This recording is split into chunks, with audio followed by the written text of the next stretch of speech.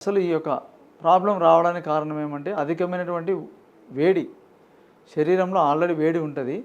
దీనికి ఇంకా వేడి వస్తువులు ఎక్కువ తీసుకోవడం వల్ల మనము ఎక్కువ అధికంగా చికెన్ కానీ టీలు ఎక్కువ తాగడము, బాడీలో ఓవర్ హీట్ అయ్యేటటువంటి పదార్థాలు తీసుకోవడము, ఎక్కువగా మనము ఈ యొక్క సిట్టింగ్ జాబులు చేసే వాళ్ళకు ఇట్లా హీట్ ఎక్కువ డెవలప్ అయ్యేటప్పటికి ఏమైందంటే ఆ మొలలు అనేది స్టార్ట్ అవుతాయి.